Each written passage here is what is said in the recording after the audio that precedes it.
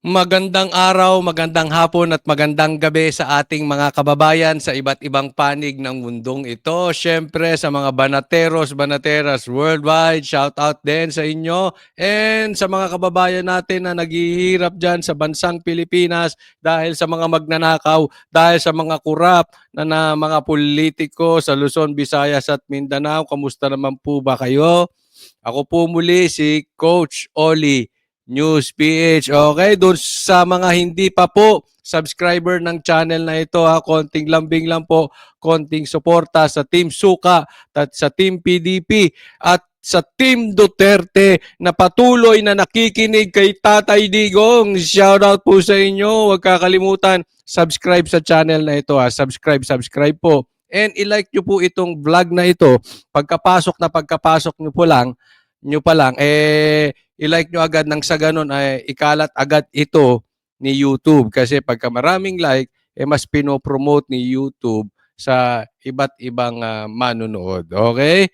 So, sisimulan na po natin. Ito po magiging topic. Nako, si PRRD, inisnab si Aimee. Ayaw ang pagkaka-endorso nga ba kay Aimee? At eto si Aimee, dapat hindi, di umano, nagpa-endorso. Yako. Ayan ang pag-uusapan natin. Ano kaya ang masasabi ng Team PDP o sa mga PDP senatoriables sa pagkaka-endorso dito kay Aimee? Okay, kalma-kalma lang ha. Huwag nyo muna akong husgahan. Huwag muna nating husgahan ang tunay na Team Duterte. Pero, ngunit datapwat pakinggan po natin yung mga development ngayong mga lumalabas na balita. Okay? So hindi ko na po pagtatagalin, dediretso na tayo agad-agad sa balita dahil kay Coach Oli, bida ang balita. Ito, simulan natin dito. Anong masasabi ni PRRD kay Aimee? Nako, delikado. Alam na ni dating Pangulong Rodrigo Duterte ang pag-endorso ni Vice President Sara Ano sinabi? Kung alam na. Partner, ano? Duterte kay re-electionist Senator Aimee Marcos. Ano naman kaya ang naging reaksyon ng dating Pangulo sa kontrobersyal na hakbang na ito? Alamin ang buong detalye sa report ni Anton Cero. No comment lang si dating Pangulong Rodrigo Duterte sa ginawang pag-endorso ni Vice President Sara Duterte kay re-electionist Senator Aimee Marcos. Naku, ano kayang masasabi ng mga eksperto, ng mga matatalinong, mga vloggers, mga matatalinong mga Aimenatics? Nakaw! Walang komentaryo si PRRD? Tingnan natin. Naku, masakit yun. Isipin mo, inendorso nung anak niya, walang komentaryo si PRRD. Nako, delikado. Yung mga Aimenatics vloggers, yung mga Aimenatics, mga followers. Naku, magagalit na naman dito. Jesus, ano kaya masasabi ng mga matatalinong Aimenatics vloggers? But anyway, pansinin nyo noong panahon ni PRRD, nung inendorso ni VP Sara si Bongbong, tahimik si PRRD. Bandang huli, sinabi niya, bangag yan. Ay, nako. Ewan ko sa inyo. Basta kayo na bahala mag-interpret kung ano ibig sabihin ng pananahimik ni Tatay Digong. Ayon kay Hanilet Abansenya, muling nabisita ng mag-inang Hanilet Abansenya at Kitty Duterte si dating Pangulong Rodrigo Duterte sa kanyang detention facility sa Naku, may napapansin kayo? May napapansin kayo? May napapansin kayo kay Hanilet? Ewan ko kung ako lang nakakapansin kay Ma'am Hanilet Anong napapansin nyo sa mga Team Duterte? Yung si Ma'am Hanilet, parang Seminay lang talaga kinakausap. Sir, dyan sa taga-Seminay dyan, sa mga Seminay Europe, naku mismo kayo talaga. Parang sa inyo lang may tiwala si Ma'am Hanilet. Congratulations, SMNI, dahil kayo ay nagbabalita ng totoo. Hindi kayo fake news. Hindi nyo sinasabihan na umaarte lang yung matandang abogado ni PRRD. Walang ganun. Kaya naku, kakaiba talaga. National Criminal Court o ICC. Sa kanilang pagdalaw, ibinahagi ni Hanelet na nananatiling matatag at maayos ang kalagayan ng dating Pangulo. Ay, mabuting balita yan. Patuloyan niya ang kanyang panalangin at pananalig na isang araw, makakalabas din siya sa pagkakapiit. Okay na siya. Nag-pray me. And Sabi niya, makakalabas talaga siya. iyon na siya. Kagawas na gudang siya.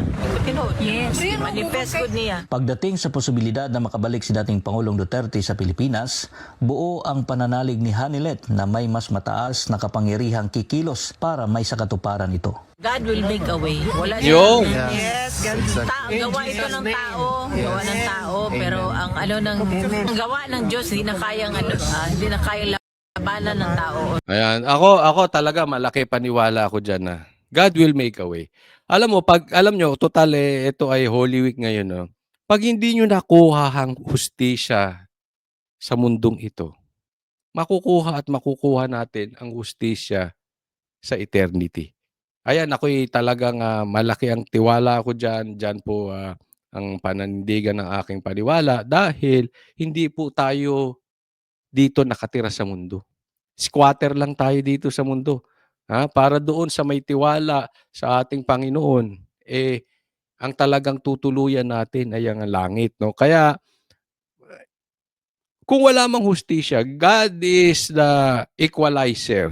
Sabi nga, whatever you sow, you will reap. Makalusot ka sa hustisya ng mundo, hustisya ng langit, hindi ka makakalusot.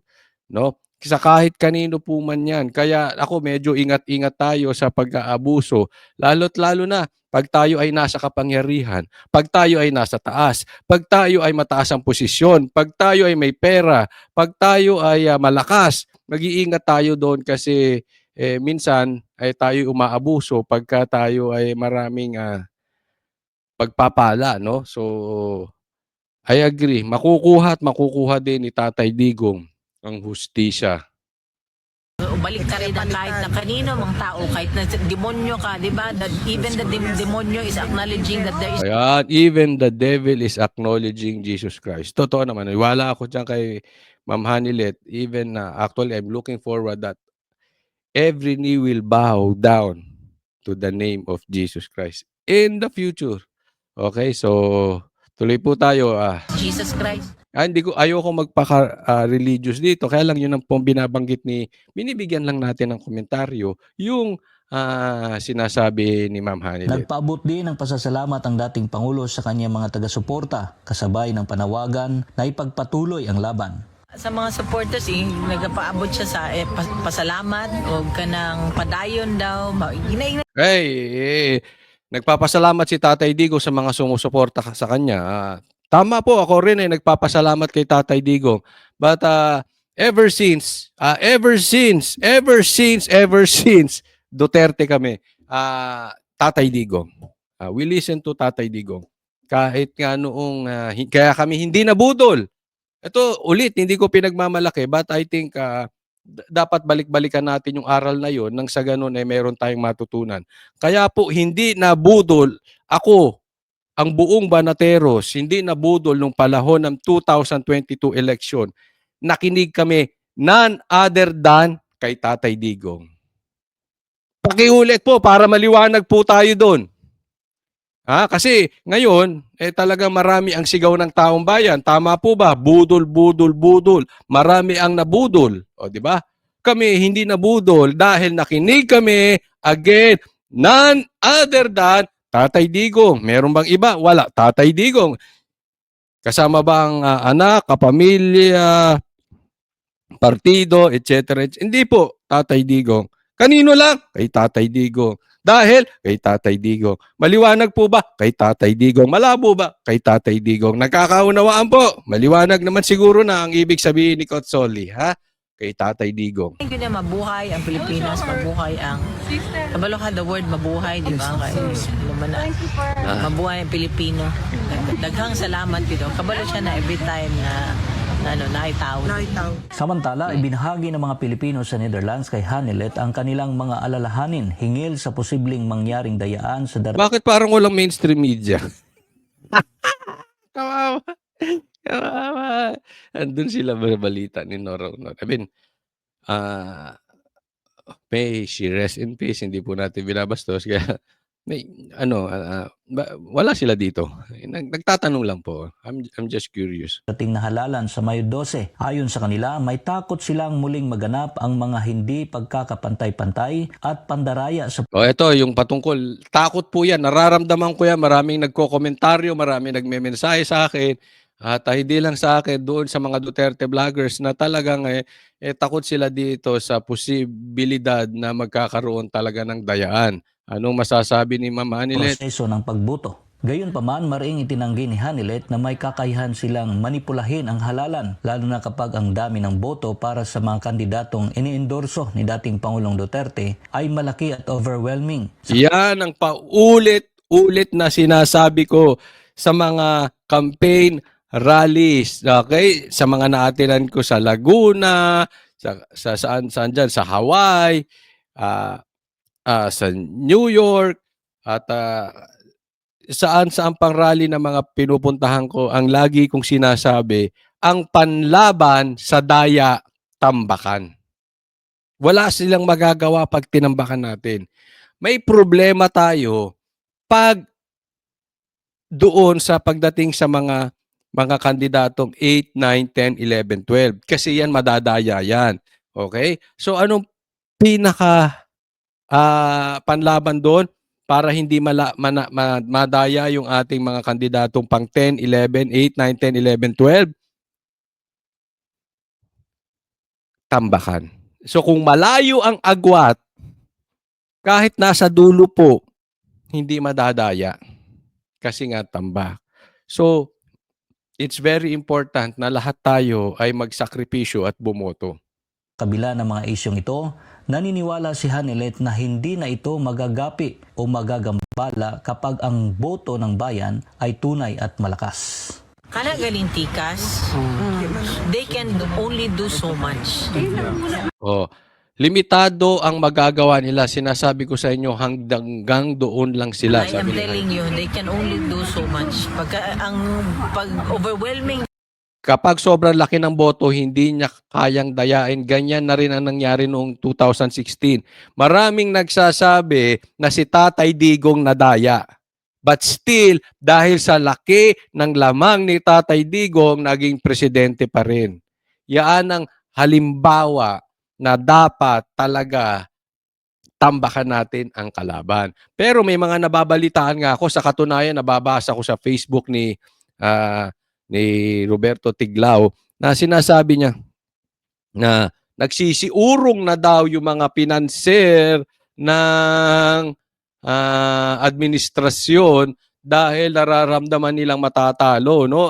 Hindi ko alam kung ang pinatutunguyan dito ay ang alyansa ni Bongbong Marcos, pero ganun po ang sinabi niya sa kanyang Facebook at medyo malaking ibig sabihin nun. Ibig sabihin po ay ang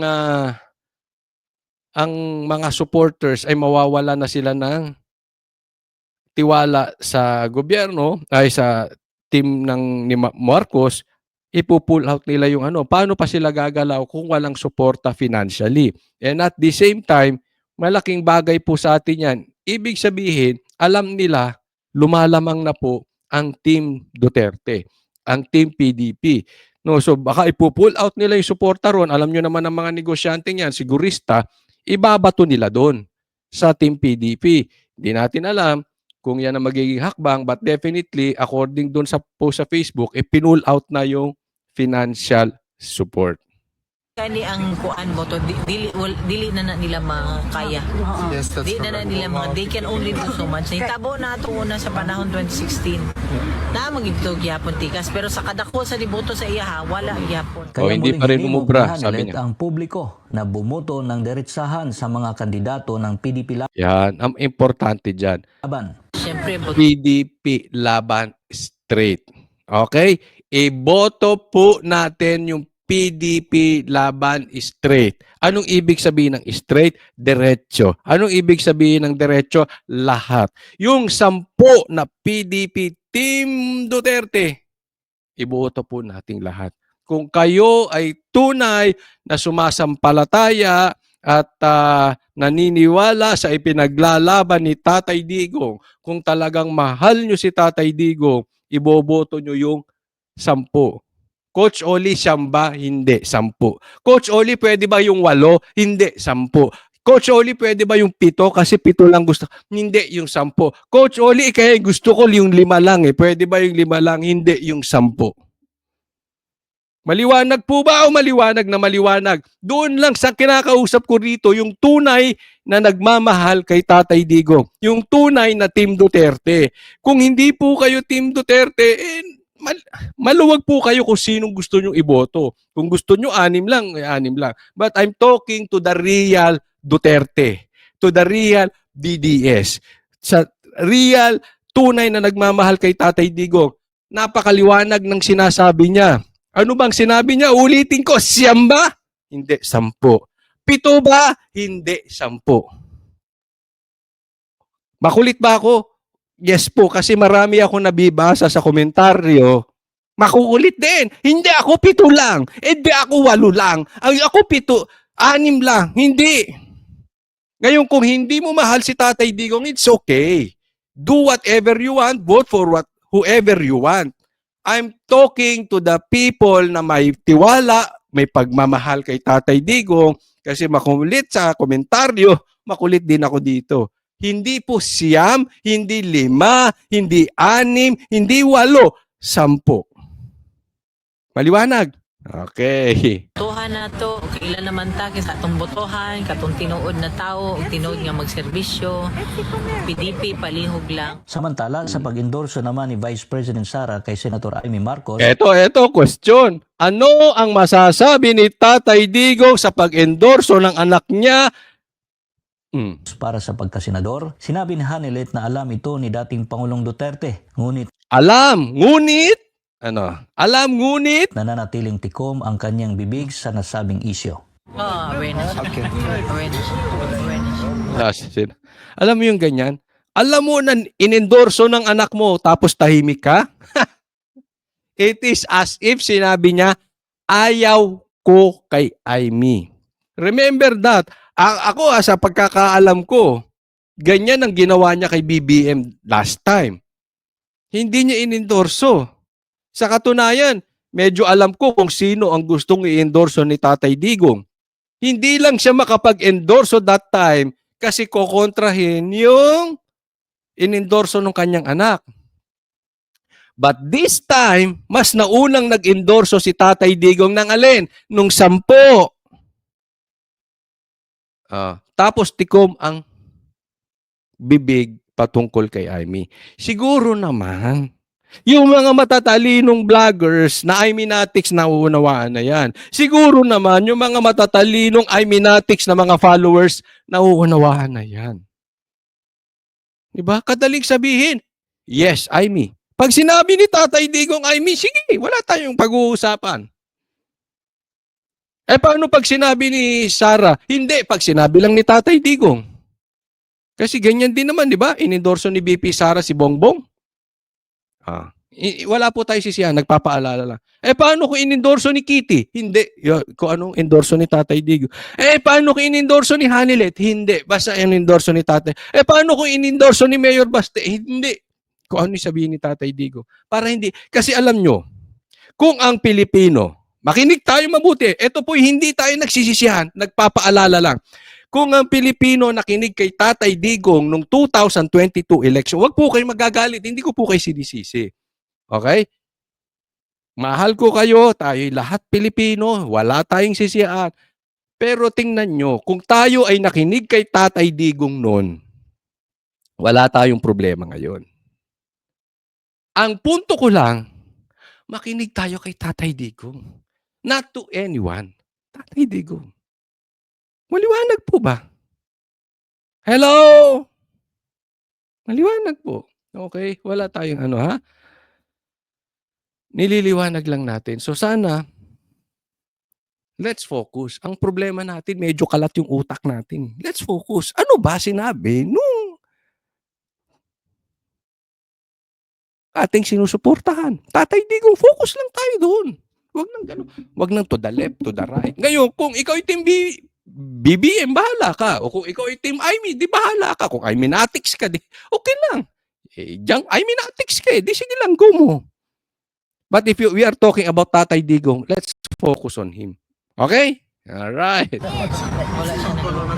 Wala siya nag-comment. Sa kanyang personal na pananaw, pinili na lamang ni Hanilet na sarilinin ang kanyang saloobin ukol sa isyong ito.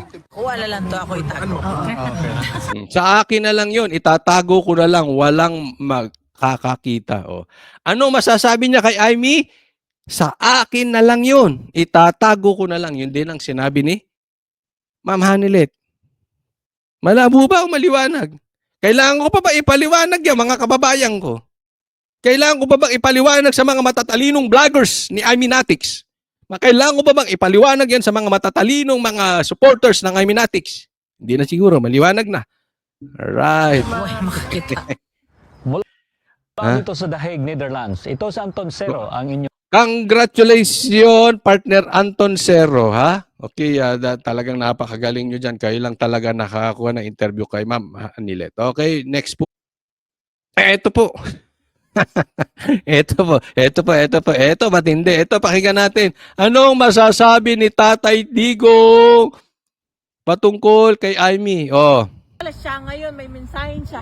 Anong mensahe niya, ma'am? Anong mensahe ni Tatay Digong sa mga Pilipino? Ano po? Sabi niya, kalimutan niyo daw siya kung di niyo daw suportahan ang PDP niya. Ay, okay. Maliwanag. Kalimutan natin si Tatay Digong. Pwede ko bang makausap taas ang kamay ng mga tunay na nagmamahal kay Tatay Digong? Pwede ko bang makausap yung tunay na nagmamahal at sumusuporta kay Tatay Digong? Sila lang po kinakausap natin. Sa mga tunay na Team Duterte, liwanagin na natin. Team Tatay Digong. Team Rodrigo Roa Duterte. Kausapin po natin yung Team Rodrigo Roa Duterte. Ano? Ano sabi niya? Kalimutan na natin siya kung hindi nyo susuportahan yung Team PDP. Okay? Magkalimutan na lang daw. Hi. Magkalimutan na lang. Ano po? Magkalimutan na lang kung hindi natin susuportahan yung 10. Yun ang, ando doon po yun. Nasa 10.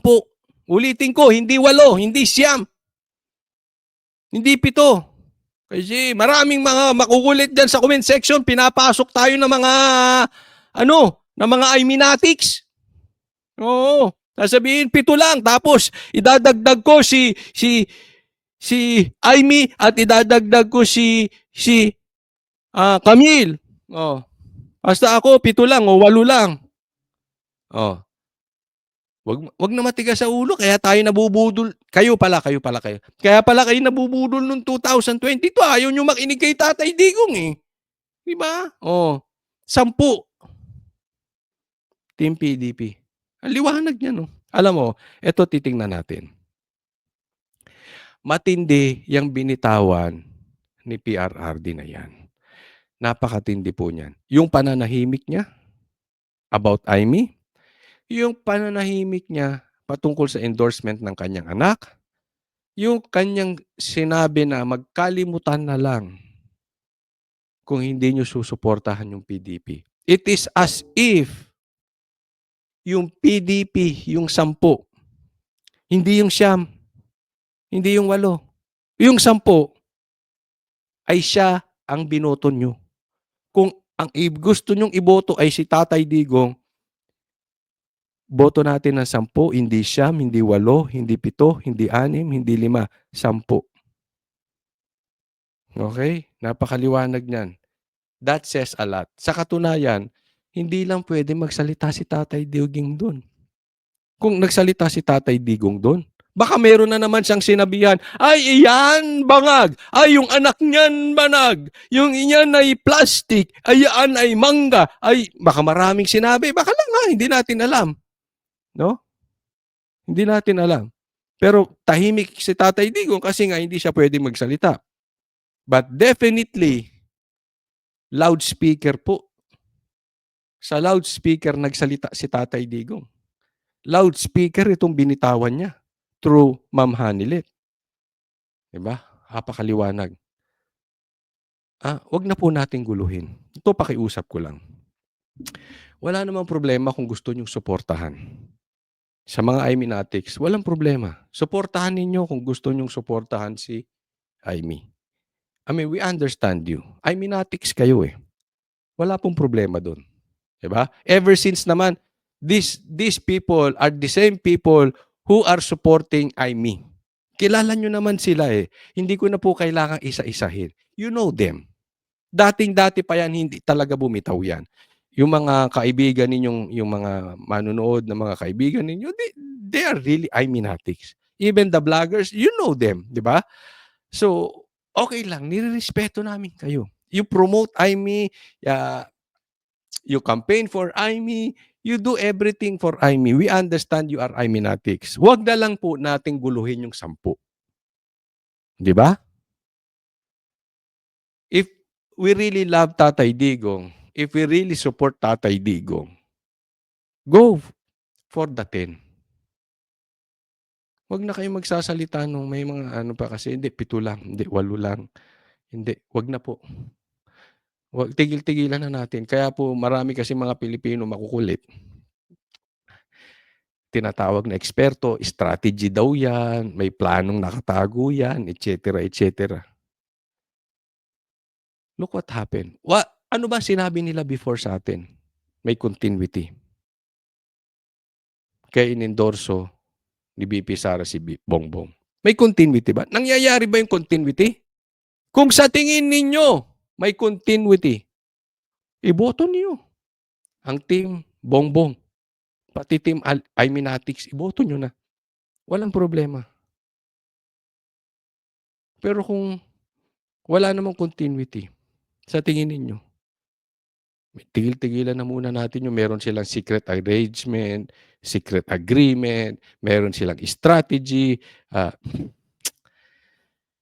Ay nako, wag na po yan. Ano? Ito, next topic. Ito, gusto ko to kasi madidiinan natin dito. Ha? Importante marinig nyo ito.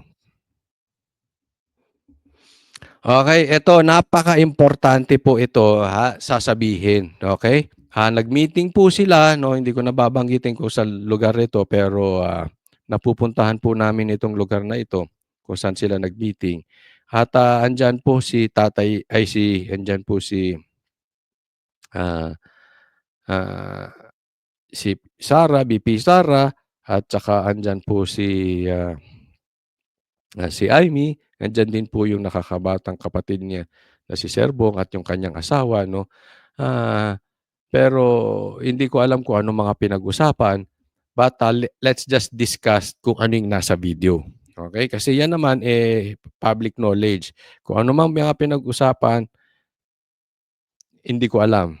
One thing for sure, Duterte lang ako. Team Duterte. Duterte lang ako.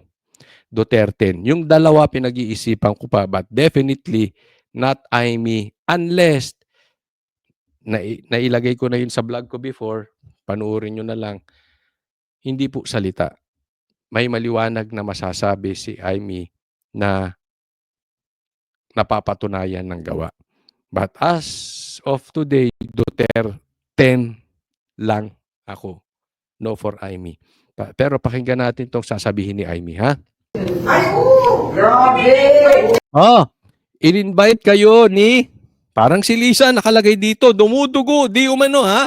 Kung susundan natin yung sinasabi ni Aimee, dumudugo, di umano, ang ilong ni Lisa. Anong sabi? In-invite kayo sa akin. No. Nangyari yan sa akin. Nangyari yan sa amin. Tapos nandun kami sa peninsula, dami-daming tao. Ang daming tao, dumudugo yung ilong ni, di umano ni Lisa. I got so many people talaga. Tapos, So many people talaga. Ay, dalin nyo na sa hospital. kinagano ko siya. Tapos sabi, ay, wala yan. Ganyan. Tapos kain siya ng kain. Ano, puro mga dugo. Gross! Ay, dito na kayo pakinggan. Maliwanag. Okay, ano sabi? Ni Aimee, dumudugo daw yung ilong ni Lisa. At maraming tao. at maraming dumudugo ang ilong.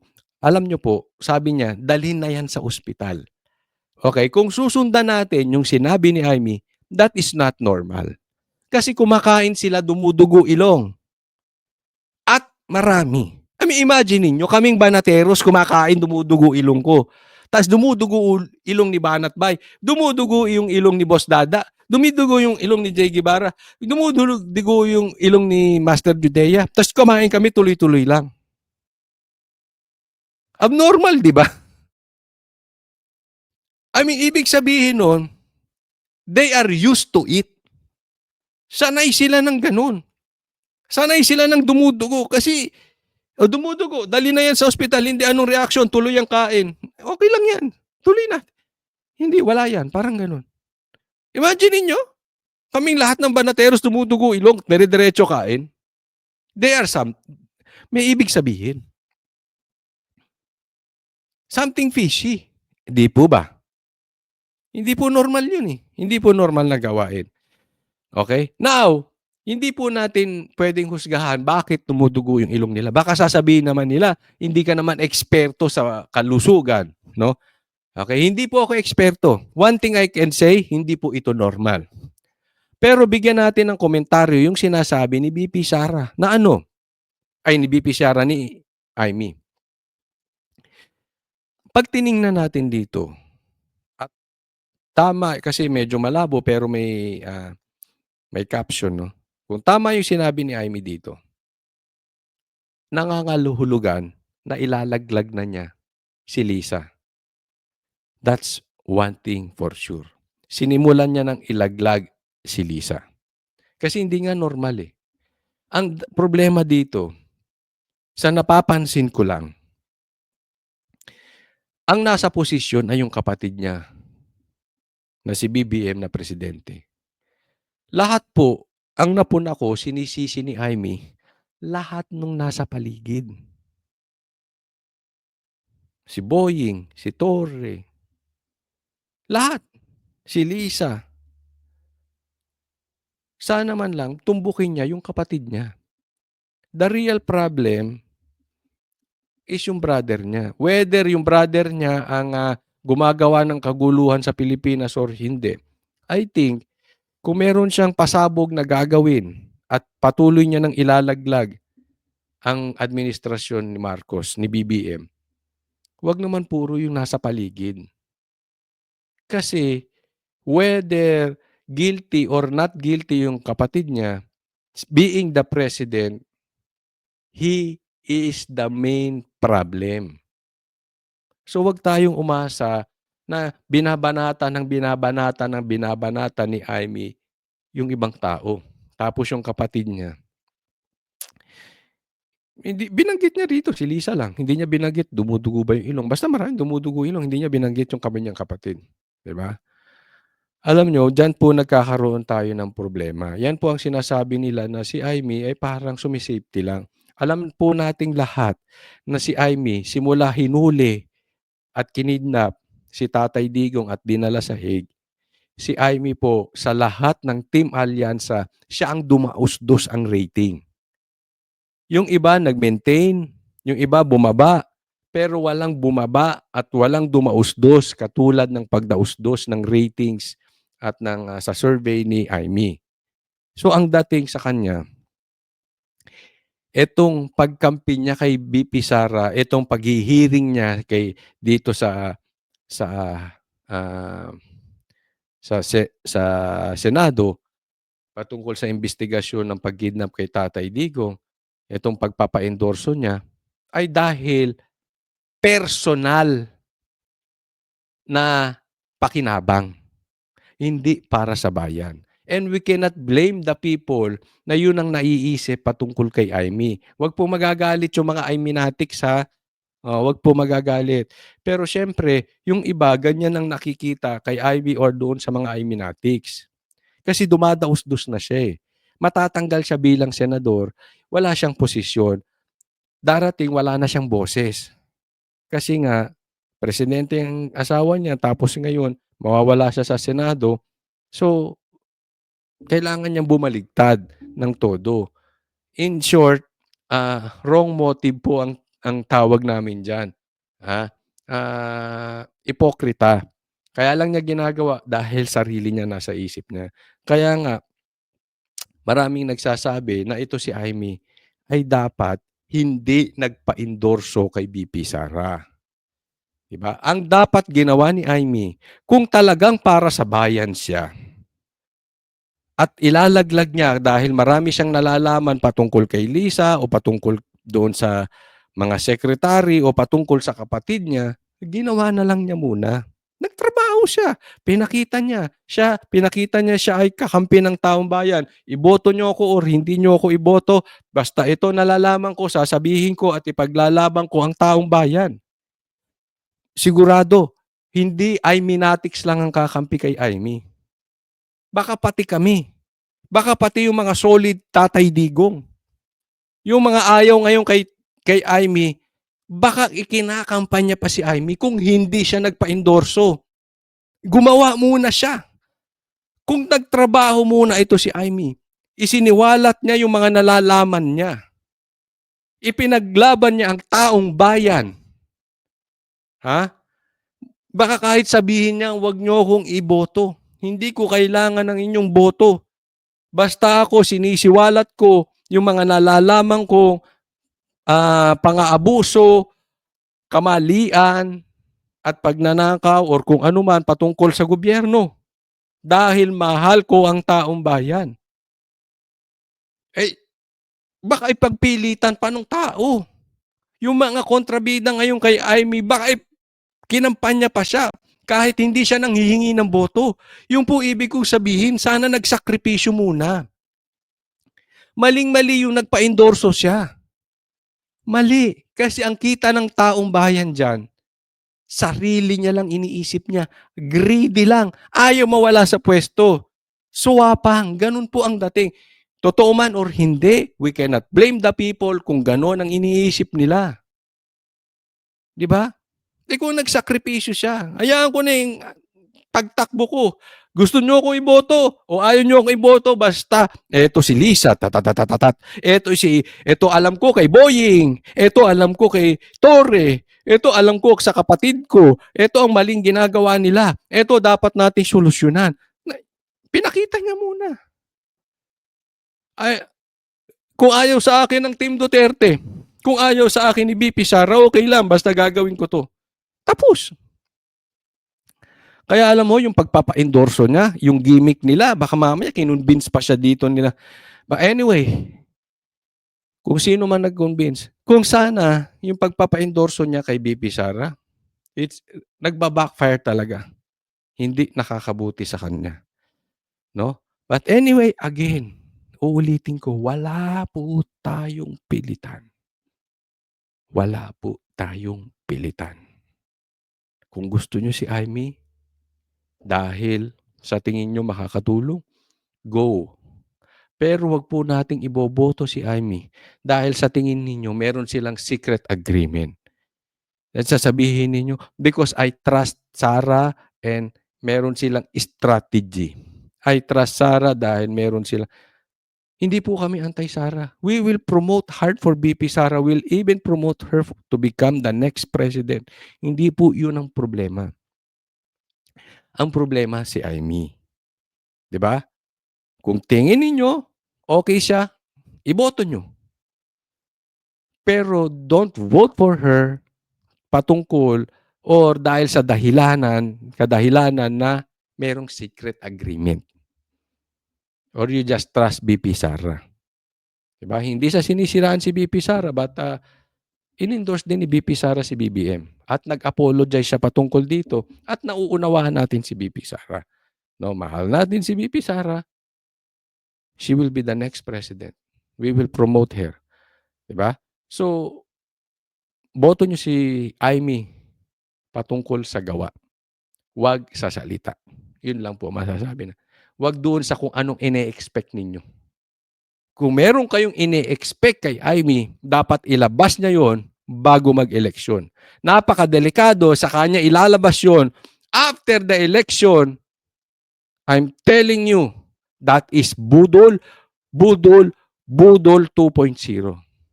Mag-iingat po tayo. Muli po, doon sa mga hindi ko pa po subscriber, subscribe po kayo kay Coach Oli. At ipakilike po itong video na ito. Maraming salamat po para sa Diyos at Pilipinas nating mahal. God bless everyone. Coach Oli po.